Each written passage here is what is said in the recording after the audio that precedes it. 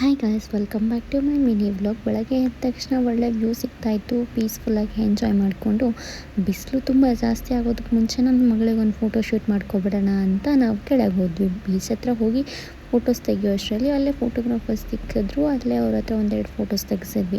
ನಾನು ಬೆಳಿಗ್ಗೆ ಹೇಗೆ ಎದ್ದಿದ್ನೋ ಹಾಗೆ ಹೋಗಿದ್ದೆ. ನನಗೆ ಫೋಟೋಸ್ ತೊಗೊಳ್ಳೋ ಪ್ಲ್ಯಾನೇ ಇರಲಿಲ್ಲ.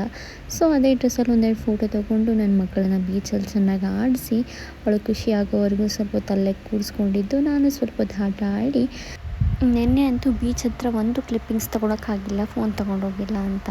ಹಾಗೆ ನಮ್ಮಪ್ಪ ನನ್ನ ಮಗಳ ಜೊತೆ ಒಂದೆರಡು ಫೋಟೋ ಕೇಳಿದ್ರು. ಅವ್ರದ್ದು ಒಂದೆರಡು ಫೋಟೋಸ್ ತೆಗೆದು, ಬೀಚ್ದು ಒಂದೆರಡು ಕ್ಲಿಪ್ಪಿಂಗ್ಸ್ ತೊಗೊಂಡು ನೆಕ್ಸ್ಟ್ ಹೋಗಿದ್ದೆ ನಾವು ಮ್ಯಾಂಗ್ಳೂರಿಗೆ. ಫಸ್ಟ್ ಹೋದ್ಮೇಲೆ ನಾವು ಎಲ್ಲಿ ಹೋಗ್ಬೇಕು ಹೇಳಿ, ಹೋಗಿದ್ದೆ ಪಬ್ಬಾಸ್ಗೆ. ಬಿಸಿಲಲ್ಲಿ ಐಸ್ ಕ್ರೀಮ್ ಇಸ್ ಮಸ್ಟ್ ಅಲ್ವಾ.